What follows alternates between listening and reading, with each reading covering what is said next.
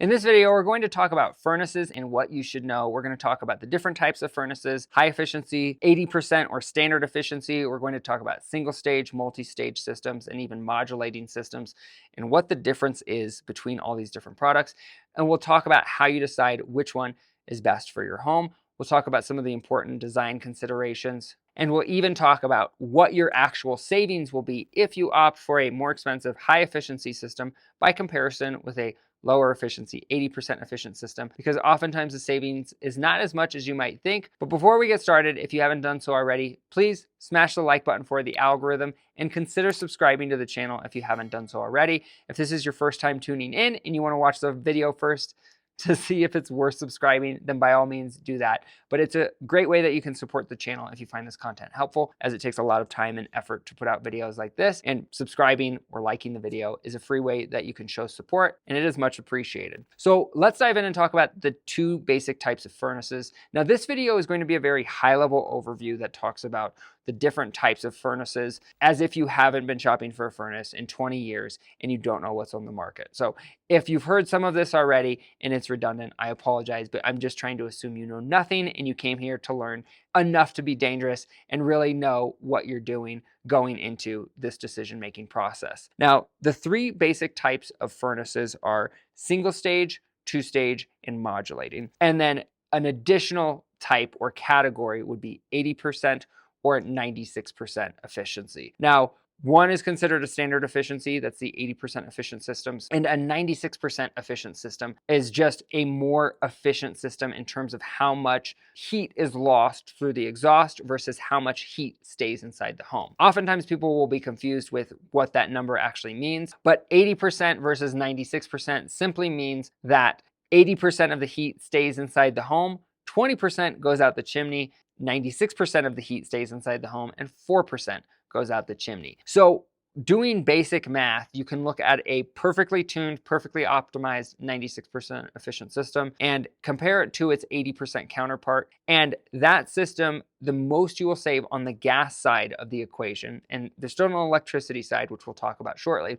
is about 20%. So that means 20% of your gas bill would be the largest reduction you would see, assuming that it's a cold month and your furnace is running, because your furnace typically tends to be the largest percentage of your gas consumption. Now, if you also have a gas hot water heater, which you probably do if you're in a market where you're using a furnace, then that hot water heater might account for 5 or 10% of your gas bill as well. Typically, heating and cooling your house accounts for the majority of your energy bill. So using ballpark numbers, I tell people to budget expect between a 10 and a 15% savings between the two systems. Now, an additional savings that comes with any high efficiency system is that high efficiency systems will come with a variable speed or modulating motor. Now, that is only on modulating systems. They do make single stage 96% efficient systems or two stage 96% efficient systems. And I'll explain what those stages and or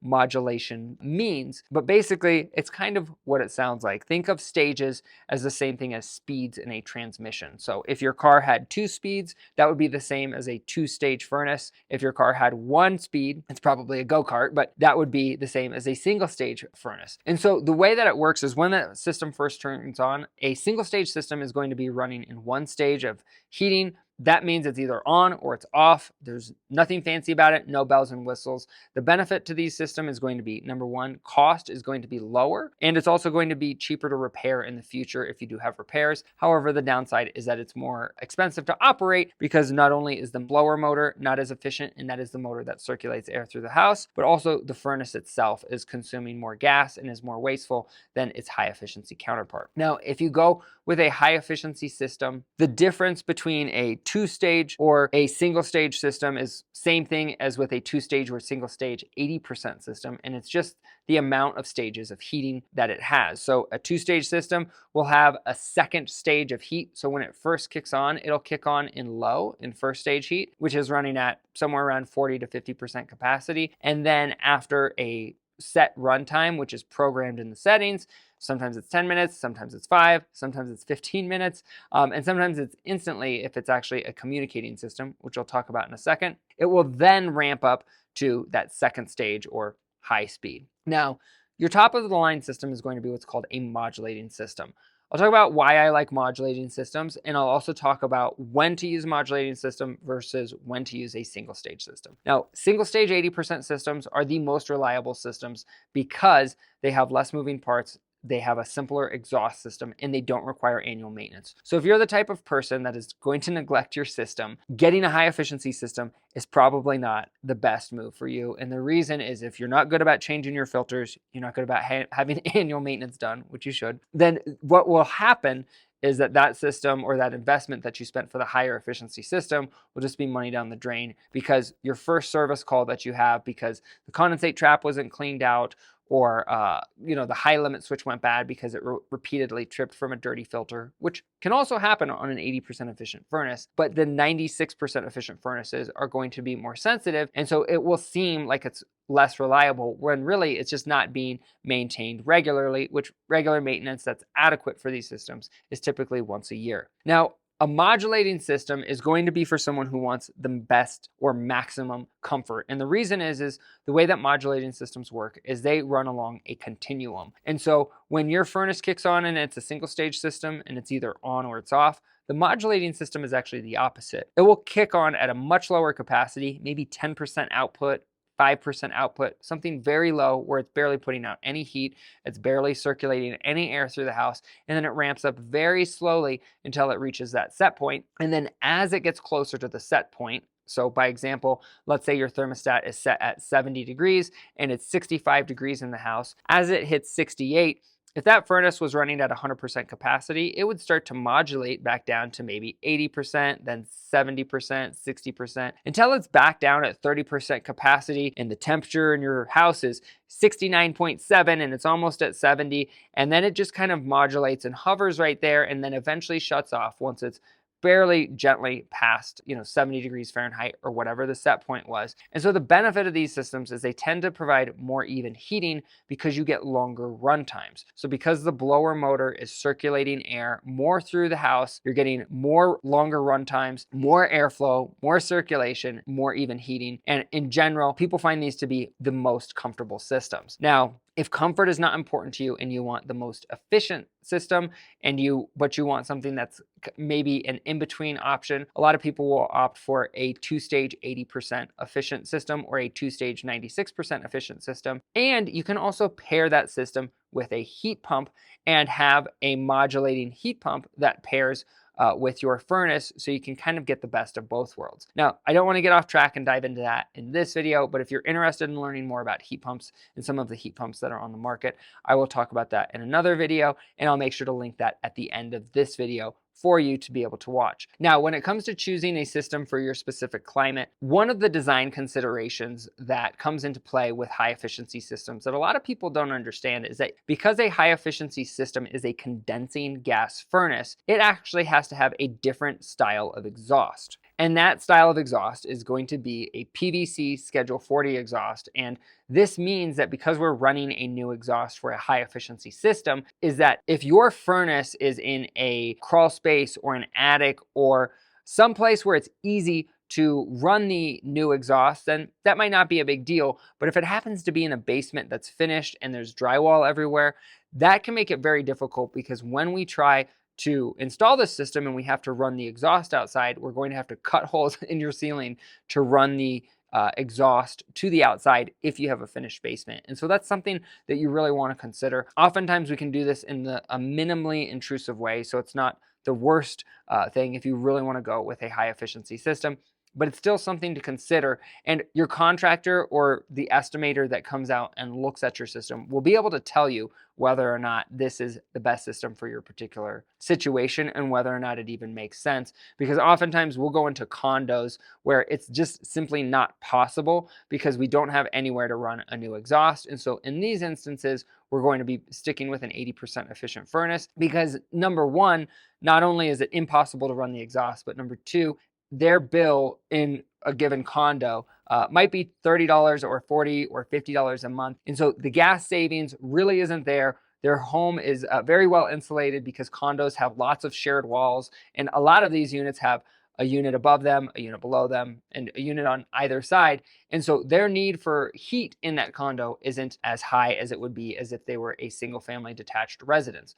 And so the design considerations that come into choosing the most efficient system, one of the things that you can look at is how much you spend each month. If you have a very large heating bill for a long period of time in the winter, so if you live in a very cold climate, chances are that might be the case, then you're obviously going to want to consider a higher efficiency system, because in the long run, you will actually benefit from those savings. But if you're in a more moderate climate where it's more moderate savings, or maybe not even enough savings to have a break-even point because you don't run your furnace enough, because it just doesn't get cold enough for long enough to really make back that price savings, then it would make more sense to go with an 80% single or two-stage system, or even an inverter-driven heat pump, which, like I said, we talk about in other videos, and we'll make sure to link that at the end. Now, the last thing I want to touch on is a very common question we get asked, and that question is, what is the best brand, or what brand should we install? Now, I can tell you what brands we like and what brands we've installed, but the truth is we like these brands because they provide good customer support to us as dealers, and we have had a good experience with them. But the truth about brands is that if you open up any air conditioner or heat pump or furnace, a lot of the components will have overlap, and they will be manufactured by companies like White Rogers or Robert Shaw, or for example, of a single stage compressor, those are all typically manufactured by Copeland. Copeland makes the scroll compressor in just about every single stage or two-stage piece of equipment. It's very common because they're a compressor manufacturer. And so the big difference comes down to the manufacturer's warranty and the training and the product that they offer. And so if you have a contractor that installs it properly, it's going to work great. If you have a contractor that doesn't do a good job on the installation, any brand is not going to work well in that scenario. And so what I like to tell people when they're choosing a brand is, the biggest thing is if you choose a bigger name brand, or a name brand that is just from a bigger company, so you know that it's going to be there to support you, that's going to be something that provides you with longevity in terms of being able to get parts for your equipment if it has an issue, or a part fails, or something happens when it's under warranty. You just want to know that that company is not going anywhere. And when it comes to the manufacturer, most of the big ones have been around for a while. These are multi-billion-dollar companies. They're in a very stable industry, or generally considered stable, so they're probably not going anywhere. And so most of the time, you're going to be in good hands. So if you're worrying about, which brand do I use, what I would worry about is the contractor more. And the way that you find a good contractor is looking for basic things like Google reviews, referrals, recommendations. If you live in a rural area where there's not a lot of contractors around, and you don't, have the benefit of Google reviews, or they just don't advertise as much, I found that in really rural areas, you'll see people that just don't even advertise, or don't need to, because there's so few contractors that they just have plenty of business through word of mouth. You can even do something like calling one of the local parts houses or distributors to just try and find someone in your area, and they'll normally recommend someone to you that they know or they work with, and they know personally, because I know a lot of the guys at the parts houses, my guys know a lot of the guys at the parts houses, and we've built those relationships over years. And so as a result, when we get referrals from the parts houses, it's a huge compliment. Thank you guys when you do that. But they're also doing that because they know that we're going to provide a customer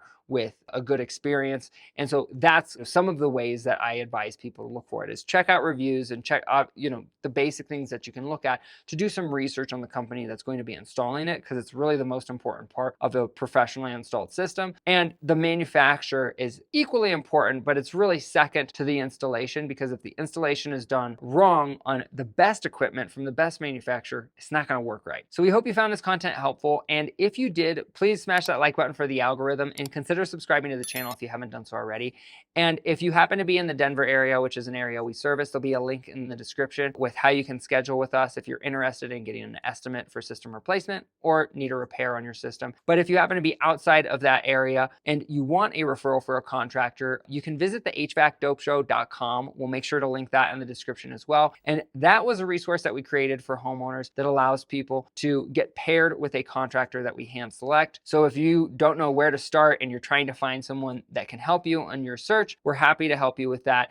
This is at no charge to you. And again, we really created this as a program just to be able to connect homeowners with the best contractors in their area and simplify that process. So again, we hope you find this content helpful. And if you did, please smash the like button, subscribe to the channel, and as promised earlier, there's a few videos popping up on the screen, so make sure you check those out if you haven't done so already, and we will catch you on the next episode.